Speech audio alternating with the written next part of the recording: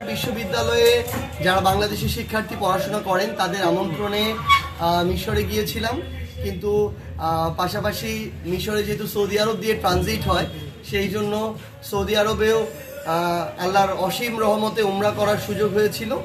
তো মক্কা মদিনার জিয়ারত শেষ করে এরপরে মিশরে গিয়েছিলাম। সেখানে আল আজহার বিশ্ববিদ্যালয়ের বাংলাদেশি যারা শিক্ষার্থী তাদের কথা শোনা হয়েছে, জুলাইয়ের স্মৃতিচারণ হয়েছে, তাদের সমস্যাগুলো শোনা হয়েছে এবং সেগুলো নিয়ে আমরা এখন কাজ করছি।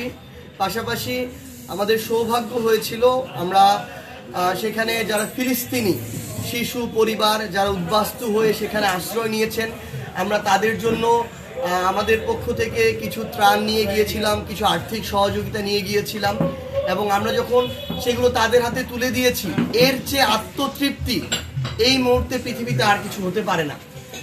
আমরা যখন সেখানে তাদের একটা স্কুল পরিদর্শন করি যেখানে ফিলিস্তিনি শিশুরা প্রায় 500-র মতো শিশু রয়েছে এবং বাংলাদেশি একটি ট্রাস্ট, হাফেজি চ্যারিটেবল একটি ট্রাস্ট, সেই ট্রাস্টের তত্ত্বাবধানে এবং আর্থিক খরচে সেই স্কুলটি পরিচালিত হয়।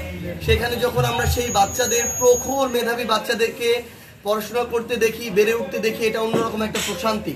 আমরা চাই আমাদের ফিলিস্তিন তাদের স্বাধীনতা ফিরে পাক, রাষ্ট্র হিসেবে তাদের মর্যাদা পাক এবং এনসিপির যতদিন না ফিলিস্তিন একটা রাষ্ট্র হিসেবে তাদের মর্যাদা পাচ্ছে, আমার ফিলিস্তিনের প্রত্যেক নাগরিক একজন স্বাধীন নাগরিক হিসেবে এই পৃথিবীতে বেঁচে থাকতে পারছে, ততদিন পর্যন্ত ফিলিস্তিনের প্রতি এনসিপির এবং এই বাংলাদেশের পূর্ণ সমর্থন থাকবে।